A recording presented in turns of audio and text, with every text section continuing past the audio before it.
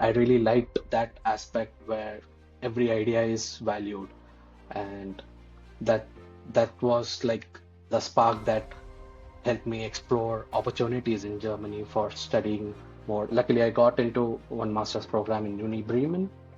So I did my master's there in control microelectronics and microsystems. I would say it's acceptance from other people. So yeah, they always accept, or let's say considered. They always consider you, they have like good consideration of where you come from. So let it be like the other Germans, they know, okay, you are an international person. Um, you you are coming from a different culture, and they're really excited to know about your culture. And they don't really impose your culture into them. But I really feel I really want to integrate into this German culture because, yeah, you are in a different country. You obviously have to integrate into a different culture. Hello, Raveen. I'm super excited to have the conversation with you today. So, you are an electronics engineer originally Yes. from India and currently living in Germany and working in Germany as an electronics engineer. So, the path that you have taken so far from India to Germany started like did your master's degrees in Germany and then currently working in the full time. So this is the path that many people would have been dreaming about. And today what we will be doing is exploring everything and also me trying to understand how was your path, how was your journey, so that you can paint a picture for someone who is in your shoes. I don't know, like in 2021, you were in India and then coming to Germany for your master. So now there are many people who are in that phase. So when they watch this video, then they will get to know what would be their future look like. So that's the Yeah. idea behind it. So, Ravin, I shared a bit about you. So, can you please share a bit about you and also, yeah, introduce yourself to the viewers? Yes. First of all, thank you for inviting me into this conversation. And I'm really glad that I can contribute to the aspiring people from India who wants to come to Germany. And I would appreciate this job that you're doing. It's really good. Yeah. And about me, I'm Raveen. I'm originally from India, and I did my bachelor's in India in electrical and electronics engineering. And then I worked in India in automotive sector for 4 years, around 4 years approximately. And this was the time towards the end of this fourth year, or like during the fourth year, is when the COVID hit. And yeah, I always wanted to do something better and learn more. I was always into learning a lot of things, deeper technologies.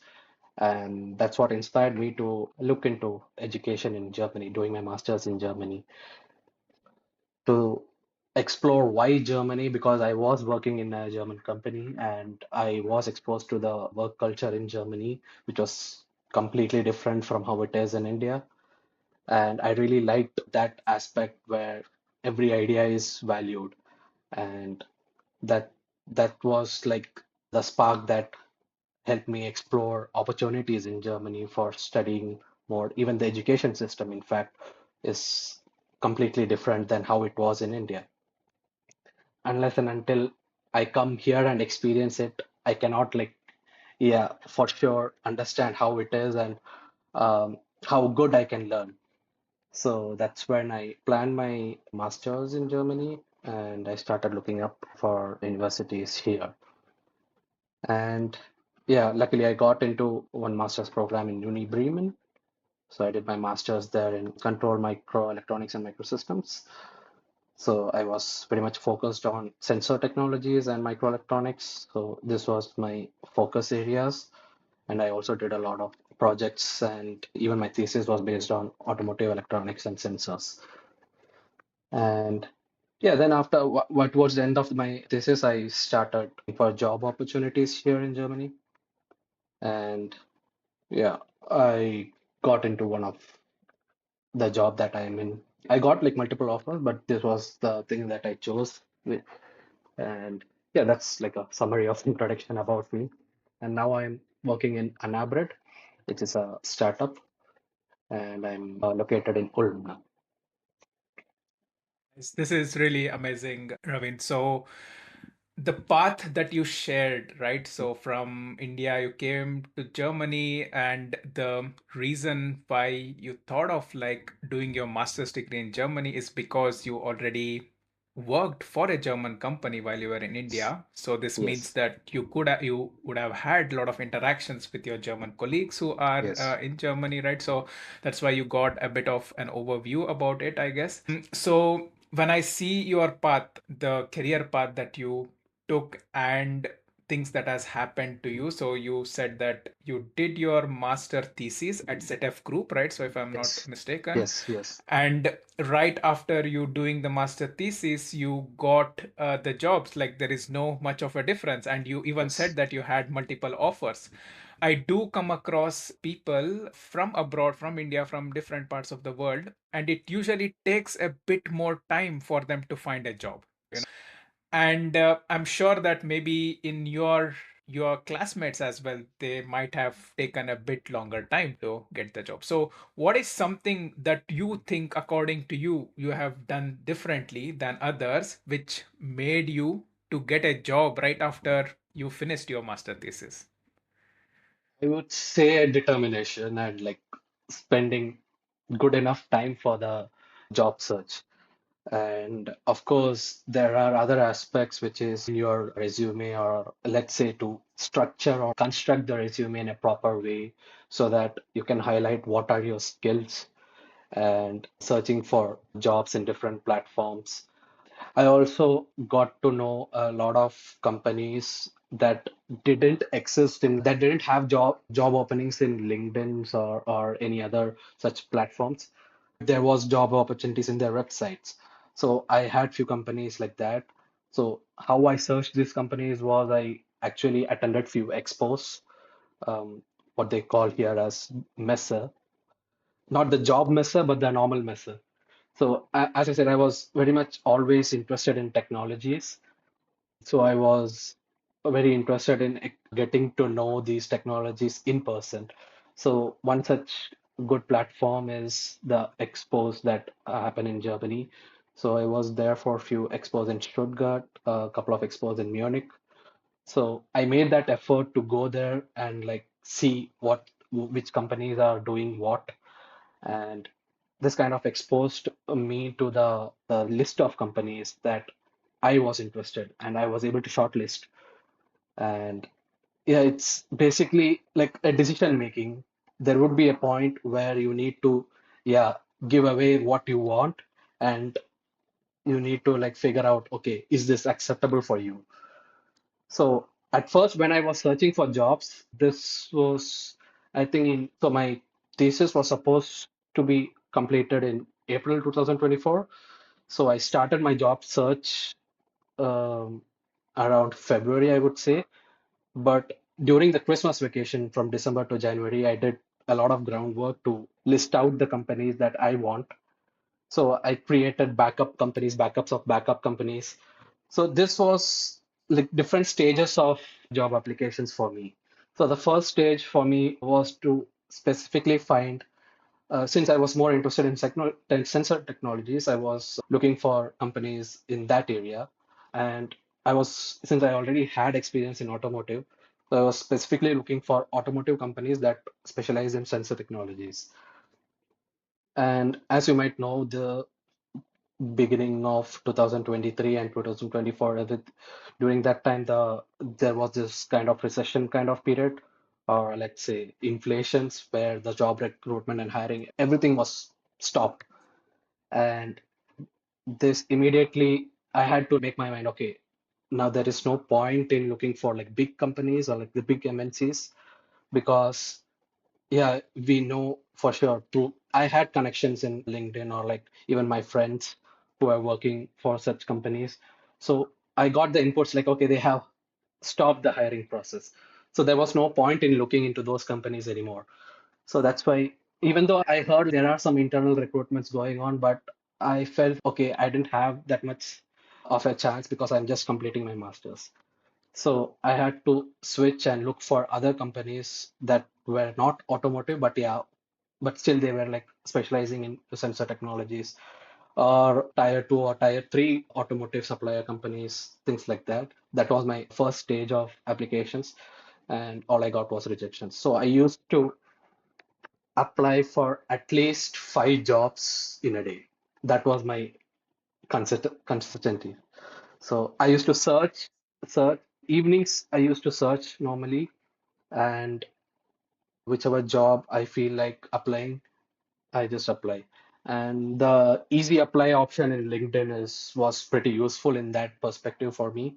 So whichever jobs I find in LinkedIn, I just use the easy apply because yeah, not many companies use that, but there were a lot of companies that used it. They were accepting applications through easy apply. So that was also really good for me. Yeah, whatever I applied, I just got rejections. And yeah, after that, I understood, okay, then maybe I should do something different. Then I switched to the next stage where I was applying for jobs with consultancies. So there are different consultancy companies that recruit for big companies. So when I heard, yeah, they could be recruiting for some big companies and all, I started applying in such portals, like contacting such consultants in LinkedIn. Because you can find all these consultants or like the recruiters of these consultancy companies in LinkedIn. And I just used to send them cold messages saying, okay, I'm so and so, I'm doing my master's, I'm doing my thesis at present, I'm looking for job opportunities. If you have any job opportunities in this area, please let me know. And this also helped me get like few initial interviews, like the getting to know interviews. And but yeah, all they just actually the first interview that you have is with this recruiter. They just first get to know what you do and is it something that fits to the openings that they have.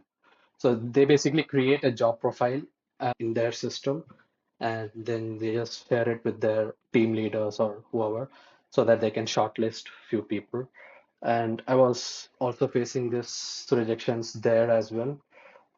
And then I had to expand my search again. So I started searching for more generic opportunities, not very focused opportunities. So first I was like into just sensors, and then I expanded into consultancies with my previous experience in India, like software development and all. That also didn't work. Then I again expanded my search and went into more generic opportunities, just anything related to embedded systems or electronics. And yeah, that's this and the consultancies were also like going hand in hand because there were opportunities coming up in this consultancy companies. It was not like one company, there were like a lot of companies who do this. So I always used to check and keep updating the job portals to look for any new openings or something. So this was also going on in parallel, and I also was searching for other opportunities just as an electronics engineer, nothing very focused. And yeah, then I did get a couple of interviews in the consultancy companies, like technical interviews. And I was able to get one or two offers, I guess, there. But before that, I also saw this job opening in LinkedIn for like many startup companies. So I was first skeptical about switching to a startup because in India I was working for a corporate company, and corporate to startup, is it a good switch? I was just first skeptical about how the environment will be. All I've heard is you'll have a lot of workload, all these things. And then I was like, yeah, I can try it out. Why not? Maybe if I don't like it, I can switch later after 2 or 3 years. I started this, I started to make another list of startups basically, whichever like were aligning with my interests, all the startups that were aligning with my interests.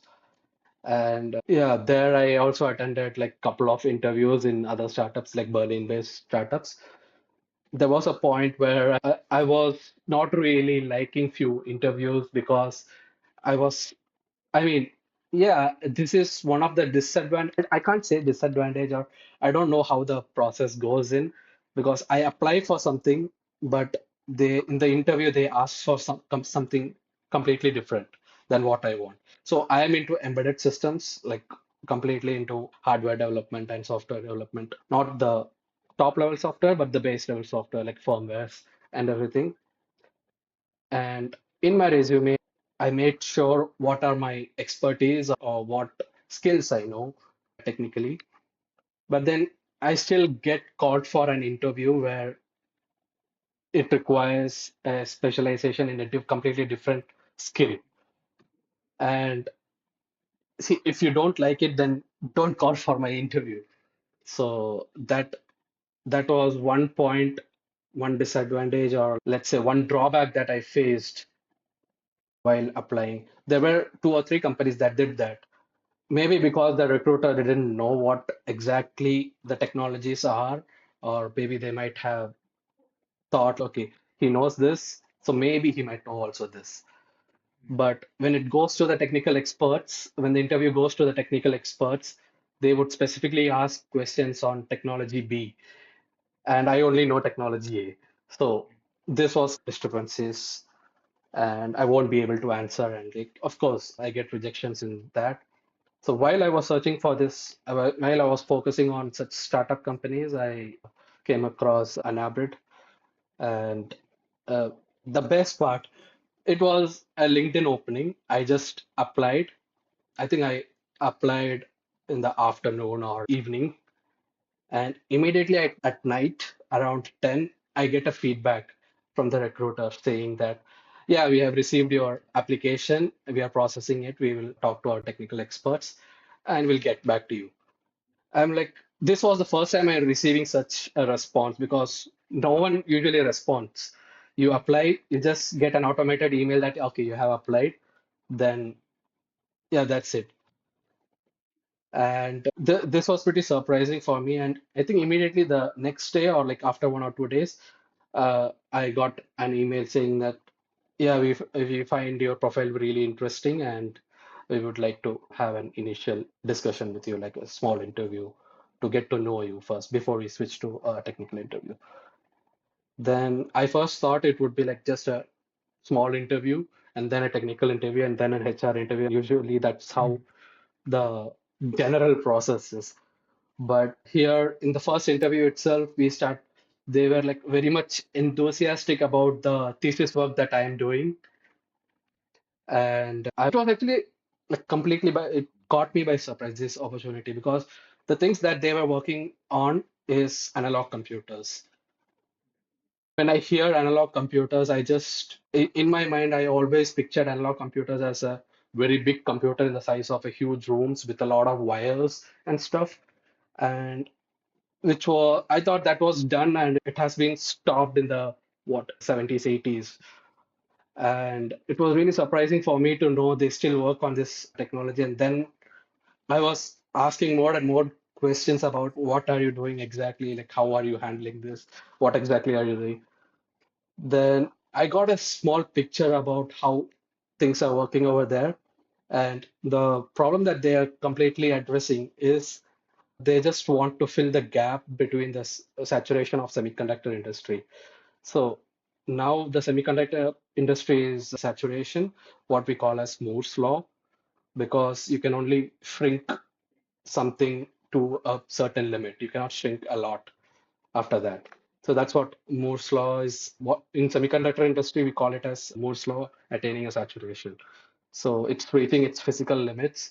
That's why when you see, for example, big companies when they release new phones, you won't find much differences. You just find a visual differences, not much going on inside. Is I personally feel this is the reason because yeah, you can only shrink something to a certain extent. When you say what's the next technology, then yeah, obviously there are technologies like quantum technologies, quantum computers and all, but the research is still ongoing. It's like exponentially growing, yes, but we haven't achieved it there. We don't have it yet. There is a huge gap there, and the founders of Anabrid had this vision, okay, we can contribute to this gap and we can do a lot of applications in this. and they started this company. And it's a very young company. It was started in 2022, if I'm right. Wow. Uh, Okay. and there weren't many people working. So now there are only around 20 people in the company, 20 employees located in different locations. So this company was based in Berlin, of course, the startup hub. But we have our R&D in Frankfurt and as well as Ulm now. And they were actually recruiting for this Ulm location. And they really wanted someone who had both hardware and software knowledge. And and they felt like I would be a good fit. Because in India, I was more focused on software development. And here, after my master's, I was very much into hardware development. And that made me a good candidate for this company. And the interview, it was unlike any other interview I attended. I really didn't feel that this was an interview. I felt like this was just a big group discussion with like the experts, because I was asking few questions about what they are doing and they were like, yeah, we are facing these problems, so and so problems. Then I was like, yo, why don't you do this? And they were like, yeah, that's a good idea, but we did try it, but this happened. It was more like a discussion rather than an interview, and they were also really impressed by the skills and they really liked the part where I was very much interested in the discussion. I think 1 or 2 days later, they made their mind and they were like, okay, can you visit us for a face-to-face interview? Can you come to Ulm? And that's the point where, yeah, I was like, okay, yeah, let's go and try the face-to-face interview. And when I went to the face-to-face interview, it's like they treated me as their own employee. They didn't treat me like a candidate. They were like, yeah, Mhm. just like a normal employee. And during the first discussion itself, they gave a good impression and they liked it. And after this, they were also like, yeah, more positive things. Somehow in my mind, I was like, okay, yeah, they are going to recruit me. I got that Mhm. feeling because they were giving out such hints, not like hints, but yeah, the way they talked, it was really like, yeah, they really wanted me to recruit me. And this part I really liked. And all the employees, all the senior electronic engineers there, they were really experts and they really know what they are doing. And we have like few physicists as well. And the founder is also one of the founders is a mathematician. And we have a good mix of people that come from like theoretical base and they're just trying to get the theory into working. So we really had a good bunch of group. And then after the first interview, before I went to the face-to-face interview, I started doing a lot of research on what they are doing. I tried to whatever resources I had online. I tried to go and read about their company and especially the founders, what are their visions, what they were doing. And I really had a good positive feeling about, okay, maybe this is the next thing, and me getting into work on those technologies will be, yeah, something that I could contribute to the future generations or like future technologies. And I was really very much interested in that. And yeah, finally I got an offer from them. I really liked that. I really liked the work environment. Uh, so there was a point where I had to make a decision. Should I go with this or should I go with that? Because I already had a couple of other offers from the consultancy companies. And then I made up my mind, okay, rather than doing this consultancy company, going for consultancy company, I thought, okay, maybe going for this startup would be better because they were much more flexible and even the work-wise, whatever work we do, that was also very flexible. And I really liked the idea that they made me so comfortable and my ideas, whatever I said, not during the discussions, but even after that, my ideas were really valued and they really thought about my ideas. Okay, yeah, maybe this is also good. These parts, yeah, I really liked, and I was like, okay, let's try it out. And I joined Anabrid. And since I joined, I have nothing to complain. It's really good. Yeah. Nice. That's really, really amazing. So, thank you so much for describing and also sharing in detail about how you went through the process of finding the job and Yeah. finally how you actually got the job and what are the criterias that you actually checked out in order to take the decision, right? So, Yes. what I can say is that when I was also working in the Berlin startup scene, it Hmm. was a very similar situation, I would say. So I had one time I had to make the decision between choosing a startup over a big company where so basically the roles are same, but plus with this big company, the pay was more, like when it comes to Yes. big company, then it's always the safety net, right? So you are safe Yes. when you go to a big company, it's usually safe. So at that point in time, what I said to myself is that, hey, okay, yes, at the moment, safety is not my biggest thing that I'm looking for. So now I want to learn as much as I can, So, and I Yes. can learn the most things in the small team with the people who are motivated to achieve something that Yes. they are set to achieve. Yes. So that's why I was like, okay, it's okay. Maybe my safety is not so great, but I might at least get to learn a lot of things. So that was my thinking, and that's why I chose that. So yeah, it somehow matched to what the situation that I went as well. So that's really cool. Also, the other thing that I noticed is that so with all the people who have made it and got a job in Germany after doing the master's degree, I see a repetitive pattern. So there are a lot of international students who come to Germany and they also go back to their home country.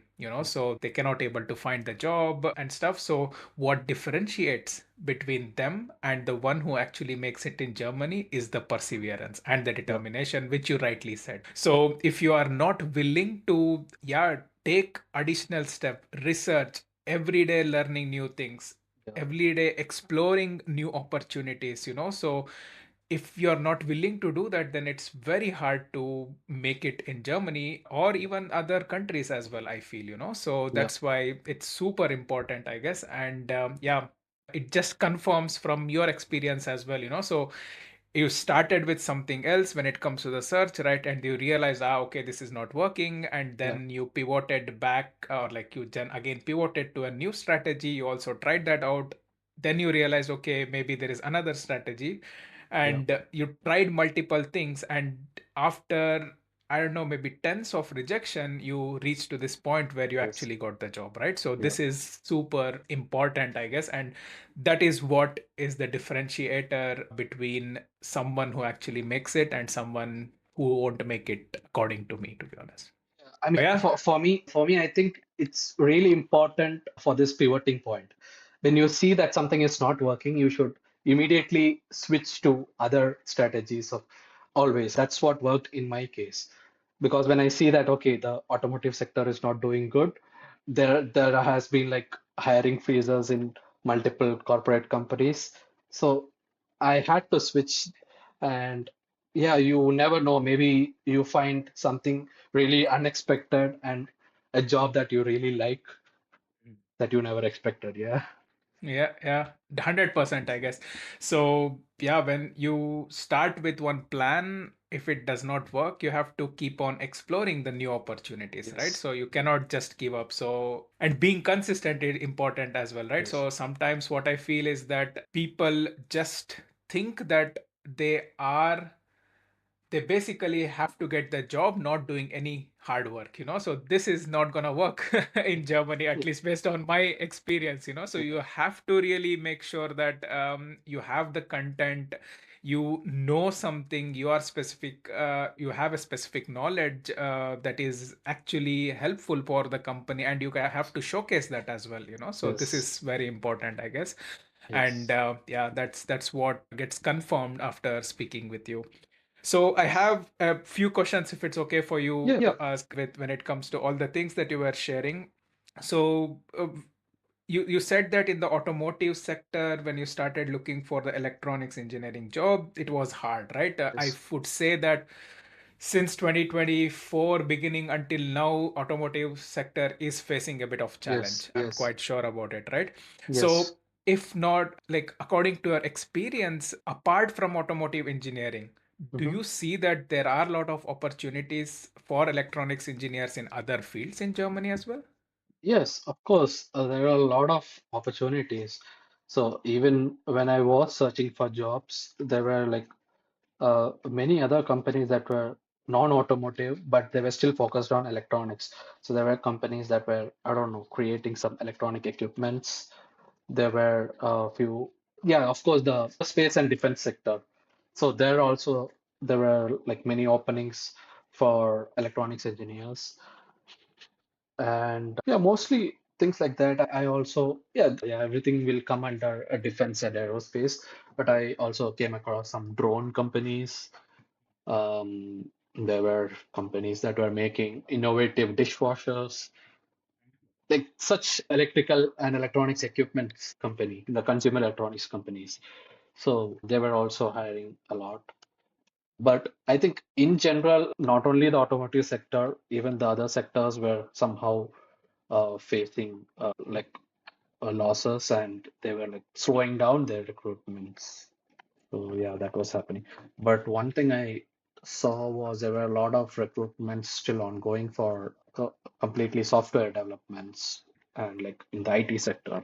Yeah, sure. So for sure. Okay, that's really interesting to know Yeah. that. Yeah, because like someone who is in India or Argentina or any part of the world, so they think that okay, Germany means automotive, you know. So if automotive sector is facing problem, then maybe there might not be opportunities. But it's also important to know that there are other sectors in Germany, and those sectors also require electronics engineers like you, right? So that's a good takeaway, I guess. Yeah. Yeah. And when it comes to with usually with the engineering jobs, right, Ravi, people think that only with English it does work out, you know, so you can get a job in English. So what's your experience there? How do you see that? I personally, so before I even started my thesis, I think I completed B1 of German. But when I say B1, it's mostly like the reading, writing, and hearing, and not the speaking part. So speaking part, it is difficult. You need a lot of practice. I think I'm improving a lot now, but I'm still learning. Mm. So the speaking part is always a challenge for that's the major challenge that I faced here. So there will be a point where you can understand completely what other people talk, but it will be like really difficult for you to like frame sentences or respond back. But I think in a job search scenario, German is really important. I personally applied for mostly English speaking jobs because, as I said, speaking part was not so good for me. But that also made things really difficult for me because, as I said, I started searching in January or February and I got my job only in April. So it was like a huge search. And in my opinion, if I knew German, if I could speak German, I would have landed a job within 1 or 2 months. So that really eases the process. But it's not like you d definitely don't have jobs in English. There are jobs, there are international companies, like companies working with international employees, but it's less. So here, when they want the working language is mostly German, but there are companies where they have international people, so they like to like have a diversity in their company. And such companies, yeah, you can find English speaking jobs.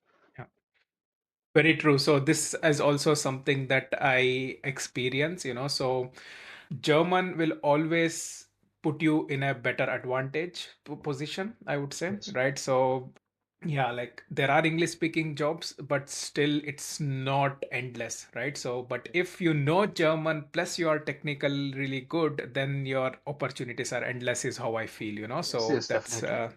yeah, Yeah. that's how I also definitely see.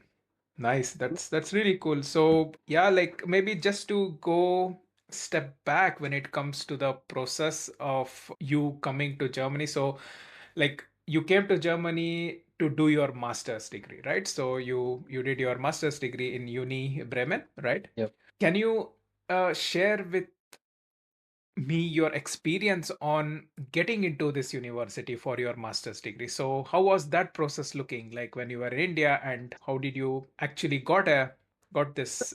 Yes, that was pretty tricky for me because it was exactly the COVID time. So I started applying in 2020, which is exactly when COVID hit India.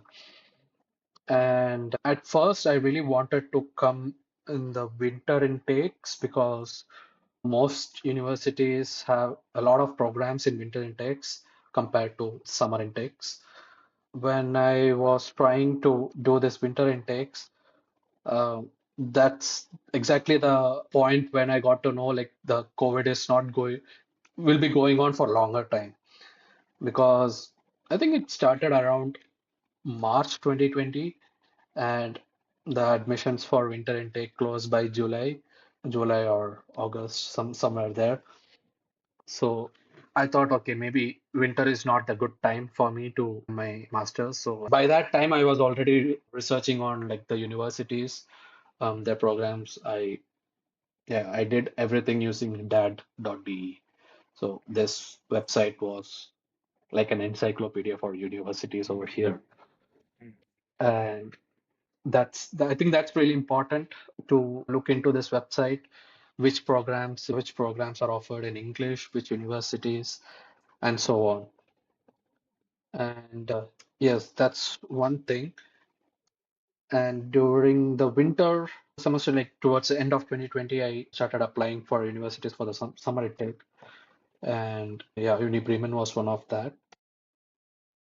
Yeah, it's basically how you put your profile. That's more important.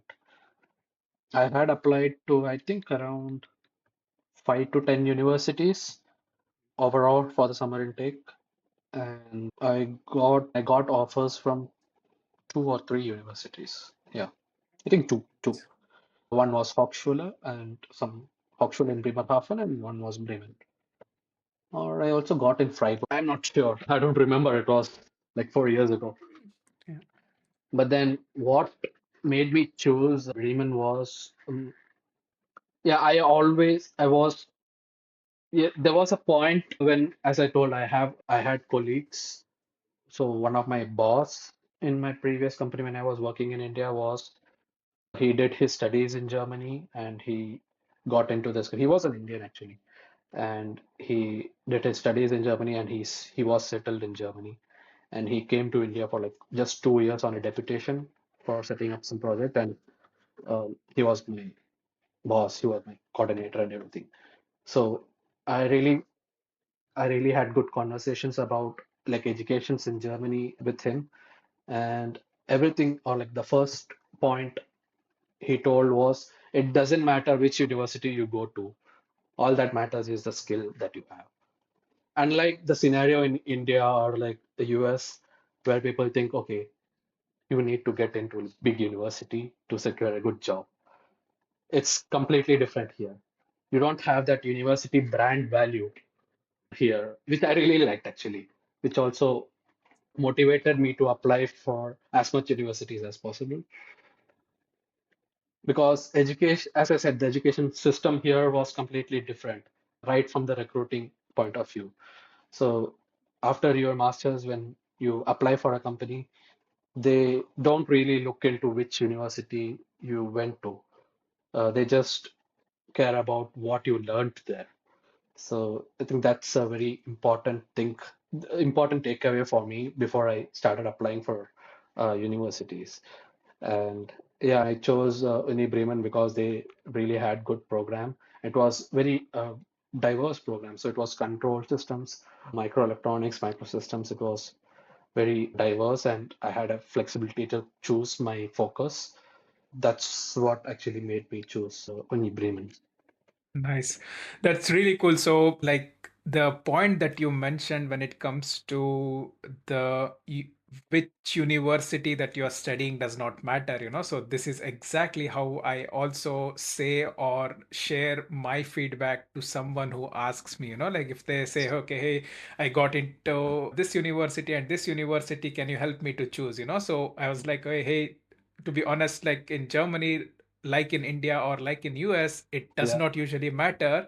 yeah, look for the topic and the course that you are excited about, or like the Yes. person is excited about, and go for it, because Yes, exactly. that has the most value out of it, because Yeah. just for the sake of name you join some university, but you hate that course, then what's Yeah. the whole point, right? Because there is no value when it comes to, or like, yes, there is a bit of it, I guess, but there is no much of a difference that you studying in University Bremen or some other university, right? Yes. Exactly. But So this I is. also feel like it's sometimes really hard to break this taboo that, okay, you need to go into a good university. Mm. Or I don't know, here what they say, like TU9 universities, Yeah, like top exactly. nine technical universities. If you don't get into those, then there is no point in going to Germany. I have had like few people who were asking such doubts, Yeah. uh, like how to get into a TU9 university. Mm. I'm like, yeah, it's okay. You can just apply. Mostly they are TU9 universities are good. I'm not Sure. saying like they are not good or something. Yeah, they are ranked top nine for a reason. Mm. But it doesn't mean like the other universities are bad or not True. performing really well. And yeah, this mindset. It's just this change of mindset that is required to apply for diverse universities. Nice. So the other thing that you mentioned, Ravan, is you checked out dad.de, and Yes, that's the website, right? So, and this is also the go-to website for me yes, as well when I'm recommending someone to choose the yes, university, because yes. you have everything. So when I came to Germany in 2014, I Hmm. did know this, but somehow I didn't had the confidence to Hmm. do everything on my own, so that's why Hmm. I still went to a consultancy who did the Hmm. application to me. But in retrospect, when I checked out the dad.de, I would say that I could have done everything on myself. So this is what I realized. How was it for you, Ravi? Did you do everything on your own, or did you Yes, had yes. some support? I did Okay. everything on my own. Thing is, in my opinion, it's just you can go to consultancies, but Mm. you will be spending some money over there. Yeah. You can replace that amount with your time. That's what my opinion is. So if you spend good enough time in that.de, that's more than enough for you to like upstart the application process. I find like there are a lot of YouTube videos or a lot of online resources which could take you through the whole process from starting until the end. So there are enough resources online which you can completely utilize for this. And I actually did that. I did that. Even going through the dad.de, yeah, I really want to share this point because it really helped me. So you might have some specific course in your mind. You might have some kind of specialty in your mind. In some universities, you might find those subjects under a different title or like a different course program. That was the same case for me because I was just searching like automotive electronics or like embedded systems. That was my initial search in that.de website. So that will get filtered and you will only get the courses that has this keyword, embedded systems or like automotive electronics, whatever. But then when you search in a generic way, you just say like electronics or something like that. Maybe you just turn off the filter and just say electronics engineering filter, and you'll find a lot of courses that may interest you. I highly recommend people to go into the course website, the university website, and go through the program and see what subjects are like what courses are interesting for you. So you might find interesting courses there, but under a different I mean, under a different name of degree program. For me, it was microsystems and microelectronics. I was more focused on this sensor technologies and embedded systems. So all this came under this big umbrella called control microelectronics and microsystems. Things are very critical and hard to find actually. Yeah. True. Yeah. So dat.d is so extensive. Like you Yeah. yeah, get to know each and every detail. Yes. Of course, you should have the motivation and the like time to actually check out, because as soon as you go to each and every course, the whole details is there, right? So you just have Yes. to have the desire to read everything. And if you are willing to do that, then I think you can do everything on your own is what, and Yeah. you are the prime example for it, right? So that's really cool. Yeah, that's amazing. So what I would like to ask next as is that when it comes to the education in Germany, Ravin, so Do you see any difference when it comes to how it's being taught in Germany compared to the Indian education system? So, what are your thoughts on this? Of course, there is a very big difference on how education system works in India and how it is in Germany. One prime example is that you see a lot of public universities here. I would say it's more on a government standpoint as well. People prefer to go to a public university because these universities have really good research institutes in collaboration with them. Let it be the professors who have, they might have their own research team who do research on certain topics. They might have good funding from different sources, let it be a private funding, let it be a public funding. This whole system, it took me a while to understand like how this system works. In our country, in India, it's really not a big deal to become a professor. You don't have to work hard. Okay, you just have to finish your master's, you have to do your PhD, you can become a professor. Here it's completely different. Here there are like certain criterias that you need to meet to get the professor title. You have to do a lot of things. You have to, I think there is a certain number of PhD students that you need to guide. There are a certain number of publications that you need to do to get this professor title. So when you see like for the teaching point of view itself, the rules and the regulations are so strict and it has like a certain structure to get to a certain level. The quality of teaching is also comparably really good when you compare like India and Germany. So the main thing is it's really difficult. I'm not saying it's easy, it's very difficult. In India, you can study easily. You can study, I don't know, 2 or 3 days before the exam, even a night before the exam, and even you can pass the exam. But here you need to be consistent. You need to do a lot of work. You need to start preparing for exams at least 1 month ahead. There are also other aspects of your grading, like project works. You get some projects. Luckily, I don't remember any of the courses that I attended having assignments, but there were project related courses. So there were a few courses where we have to do projects. And there was also a really good elective that I chose, where it was a block course during the semester break immediately after your exams, which is my exams were over in August, and for the next semester, the classes were starting end of September or so. So there was this gap. So this particular elective, they conduct this elective within the 2 weeks of this gap.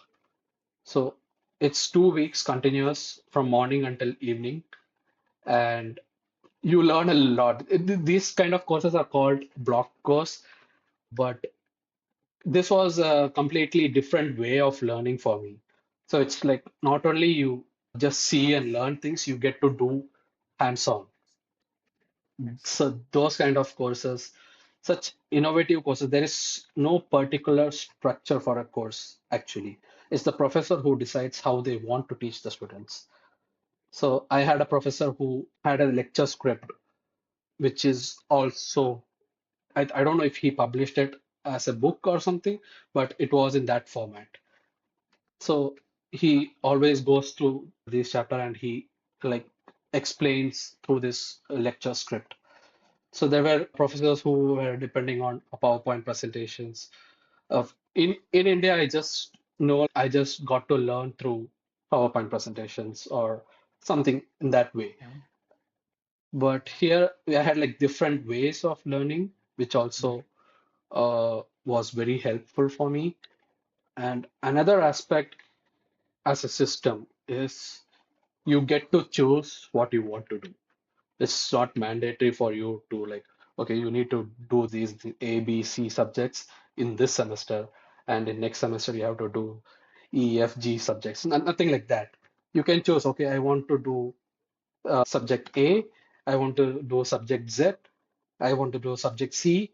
Okay, that's enough for me. I cannot handle more. You have that flexibility over here. And even if you like consume a lot of lectures, let's say in one semester you are attending 5 or 6 subjects of lectures, and then finally you figure out, okay, I can do 5 subjects, but one subject I'm not really confident. You don't have to do the exam then and there. Mm. You need a separate exam registration to attend the exam.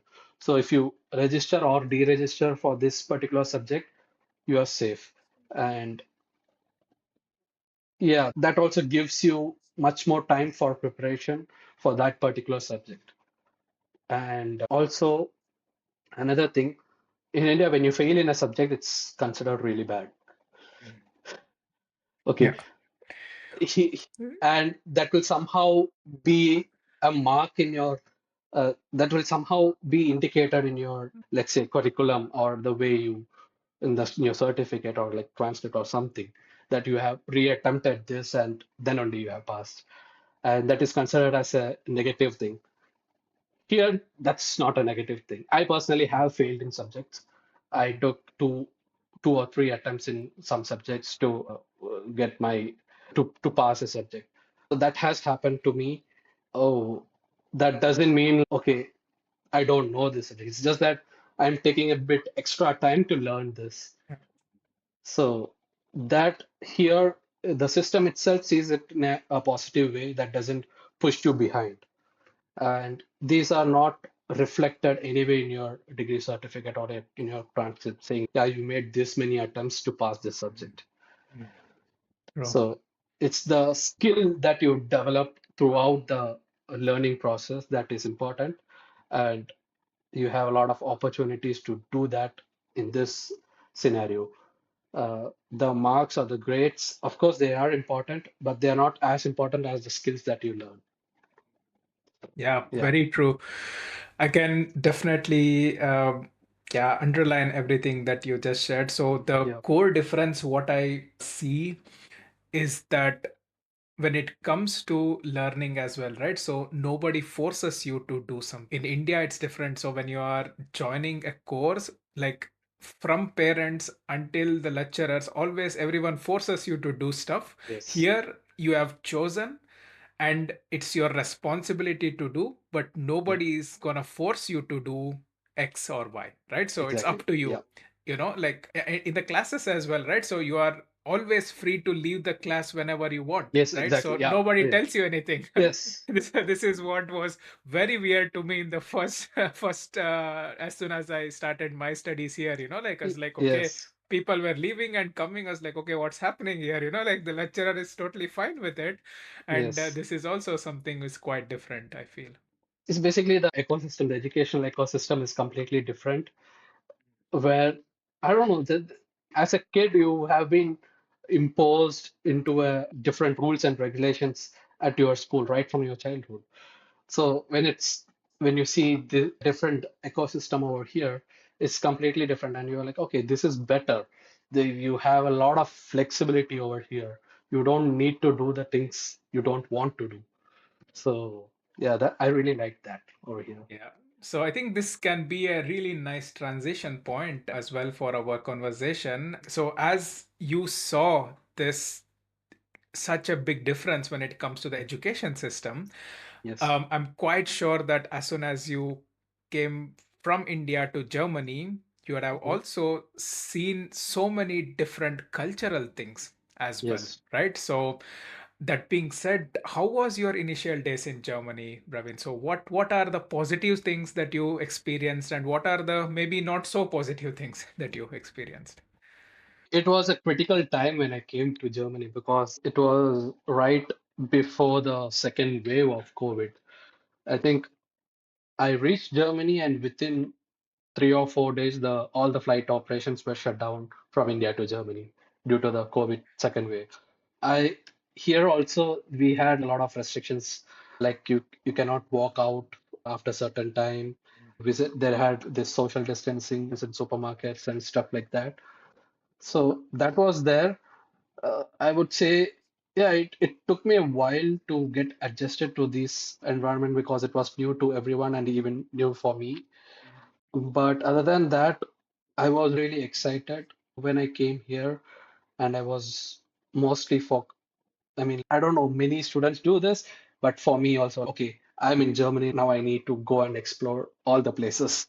Yeah. So I was just traveling a lot during my, I think, during the first semester, first 2 semesters, even though there were like few places, even though due to this COVID restriction, I couldn't go to many places, but yeah, mostly yes. And this was happening, and at one point it hit me hard, saying, "Okay, you came here for studies, and you need to study." I was studying, but it was not the pace that I wanted or like I was planning for.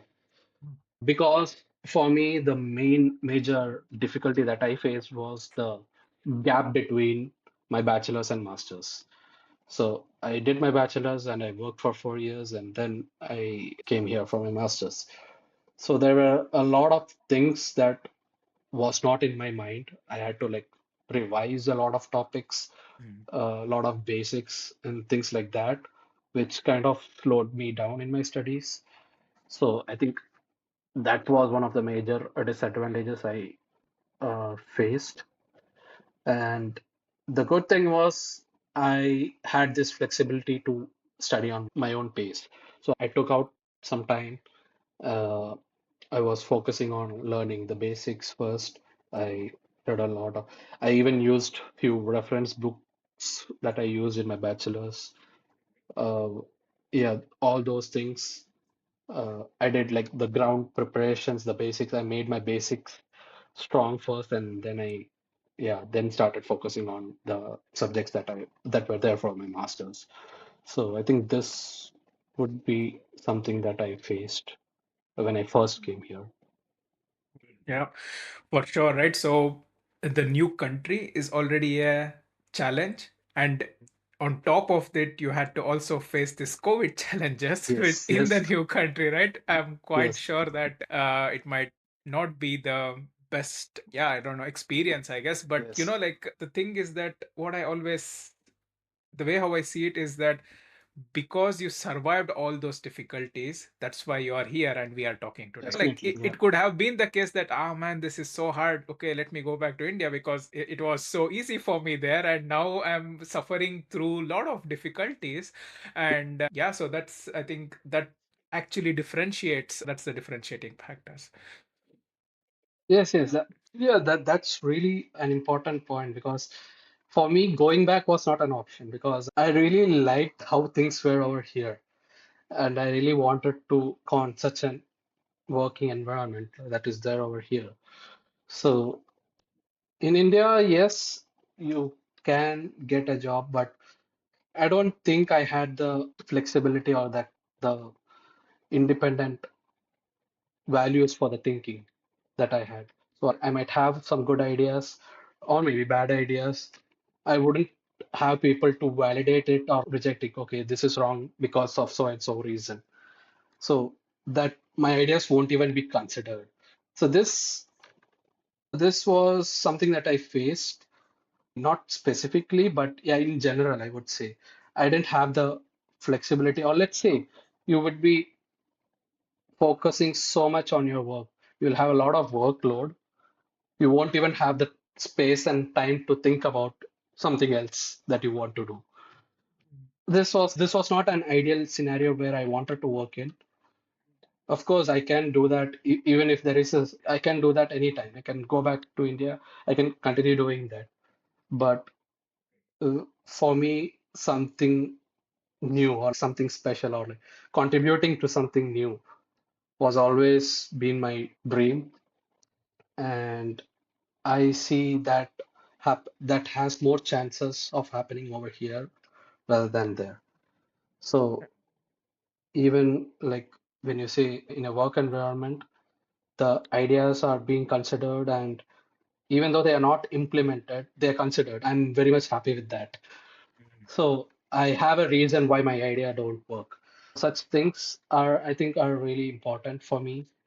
And begin with when I started my master's project. So I was also working with professors to have like certain ideas, and they were like completely accepting my ideas and like, yeah, you can do this. This is completely fine. It's your project, it's your thesis. You should decide how to do. So you're not like instructed to Yeah. do in a certain way. So I really like that. Yeah. Nice. Yeah, that's that. I think that's somehow culturally the core difference I feel so between Yes. India and Germany. So no matter where you go, you are provided with the options, you are provided with the information, and at the end of the day, it's your decision, and you have to live with it and you have to accept it. So this is this flexibility and this accountability point that you actually learn living in Germany is so critical, I feel. And Yeah. yeah, that's also something that I really like here. So the other thing is that when it comes to the way how things work, like I a lot of time I ask myself, okay, what is it something that it really makes me to continue living in Germany? So maybe I will share that later, what are my thinking on that. So I would love to hear your things on that. So what is it actually, what are at a very core level, what is it that it is making you to, at the moment at least, staying in Germany, Ravin? I would say it's acceptance from other people. So it's, yeah, they always accept or let's say consider. They always consider you. They have like good consideration of where you come from. So let it be like the other Germans, they know, okay, you are an international person. Um, you you are coming from a different culture, and they're really excited to know about your culture. And they don't really impose your culture into them. But I really feel I really want to integrate into this German culture because, yeah, you are in a different country. You obviously have to integrate into a different culture. So Yeah. that part I really like over here. And what keeps me to live in Germany is my job, I would say. It's the job and or let's say work culture in general. So this work culture is really good and it's what I wanted. So the independent thinking, let's say considering your ideas or like the space for you to pitch ideas. So all such aspects, and even on a macro level, if you see, yeah, the government itself is also very supportive. The social security is also really good over here. And yeah, all the aspects that you need to live a good life is here, and let's say quality life. Yeah, And I exactly. really like that. I really like that. Let it be the transportation system, like the Yeah, transportation. I know the German themselves complain a lot nowadays, sure. like since 1 or 2 years, Yeah, but compared to what we have faced back then, this is way better. sure. So yeah, I Yeah, complaints.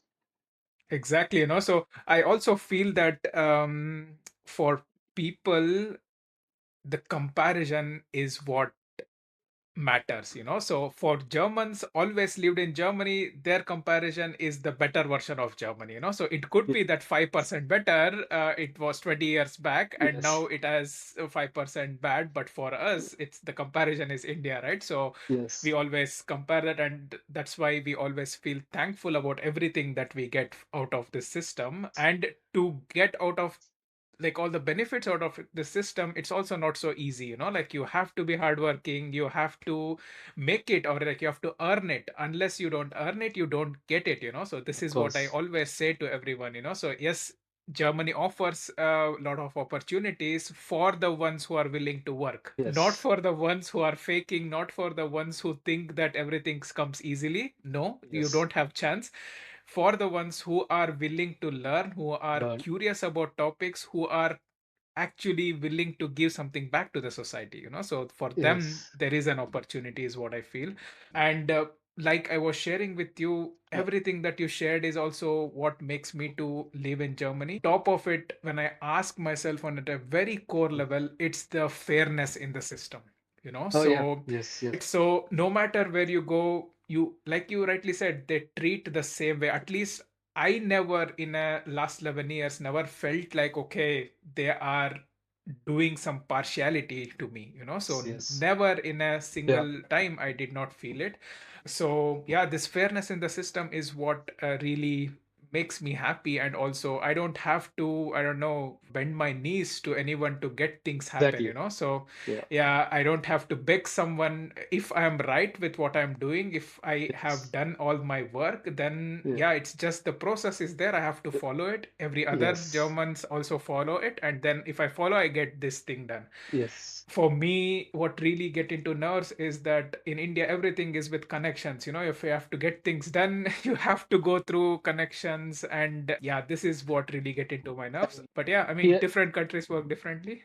yeah, here you have like a given structure Yeah. to follow a process. Mm. But there, I don't see that. You have shortcuts, a lot of shortcuts. You don't have any shortcuts. Let it be, you have to start from the beginning. Yeah. One thing, one point that culturally that's also really important, I guess. Germans really are very direct. And I Yeah, really sure. like that. There is no Yeah, filter. exactly. Yeah. You don't need to sugarcoat things. You say something, but you mean something. No, that's not gonna happen here.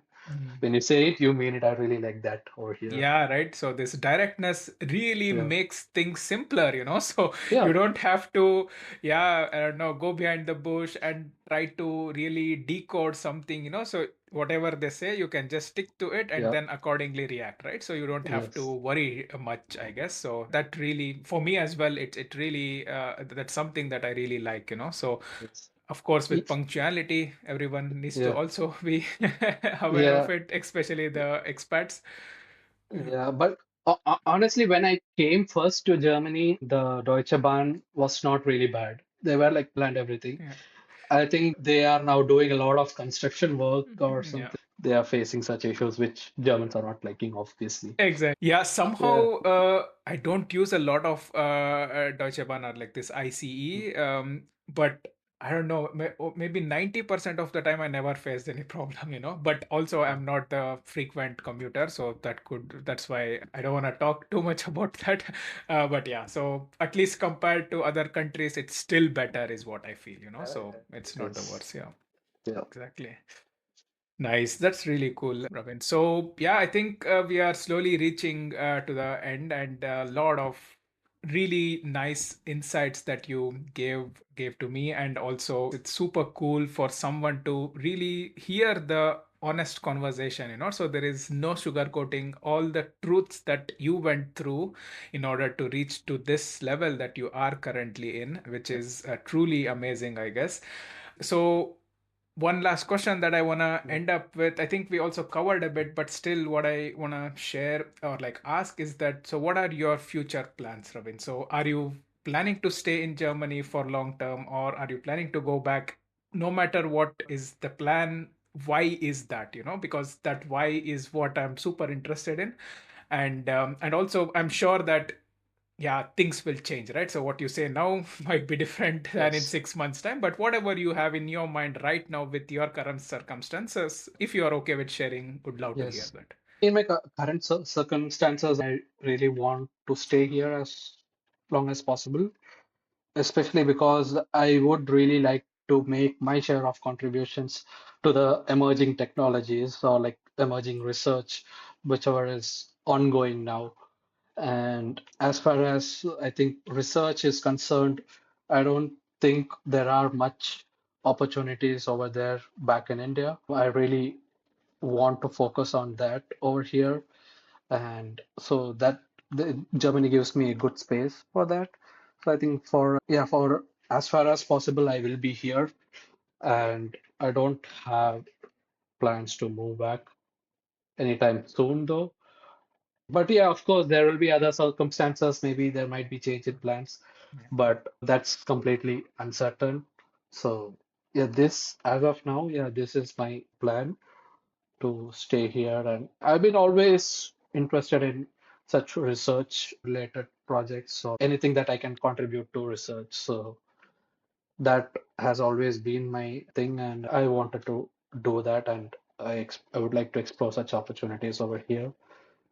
So yeah, that would be my for future. Nice. That's really amazing, Ravin. Just closing words, Ravin. So, as someone who is an electronics engineer, who is in India or maybe other part in the world, have a similar experience like you, so they have graduated in their home country, or even, I don't know, considering to take their path in electronics engineering. So, what is something that you recommend to them if they also have the plan to come to Germany and maybe follow your path? What is your closing words there? So I would really say if someone is like finishing their bachelor's or they're working and they want to do their master's over here, if they decide the country is Germany, if they make up their mind like okay, they want to focus on Germany and apply for universities over here, the first thing I would recommend them is start learning German. You can achieve up to B1 level within 7 to 8 months, and maybe another 6 months for B2. So B1, B2, this level of German, even in the speaking part, is really important and would make things a lot easier over here. So even working wise, so you can get priority in job applications as well when you have German in your profile, like B1, B2 level of German in your profile. And not only that, it's not like a mandatory thing, you can do it without it. But for living in Germany, I really believe you need at least basic knowledge of German. You don't have to be an expert in it, but yeah, you need basic German knowledge. So that would be my first point. Start learning German and then spend a lot of time. Spend a lot of time in researching on which university, which course, what they're doing, and what are your future aspects and things like that. So if nowadays everyone has internet in their mobile phone, you just have to spend what at least 1 hour per day to do this. You just do some research, note down some points, which university is good, which course is good, make a list of courses. This is a big process, so spending as little as 1 hour per day would be really good. I don't think that's a lot to do for someone who really wants to come to Germany. So, yeah, that would be my advice. Amazing, Praveen. So this is amazing. So it was truly pleasure speaking with you and having the real conversation. And I'm quite sure that there are many people who would, yeah, who get inspired with the journey that you went through. I know, like I have your LinkedIn profile link. So if it's okay for you, I'd be more than happy to put that in the YouTube link so that people can find Yes, you and also see your work, what you're doing, and the research that you are yes, just sharing. So I think that would be amazing. yes. So yeah, perfect. Then thank you so much, Ravin. Thank you once again. Thank you Thank you. for your time. And yeah, I think it would be a great thing for someone who is looking forward to come to Germany and seeing your journey as an inspiration. Yeah, thanks a lot. Thanks a lot for inviting me and make me part of this. Thanks a lot. Sure, Ravin. Then So, until next time. until next time. Thanks for listening to another story of courage, curiosity, and change. Every expat's journey reminds us that the world is bigger and kinder than we imagine.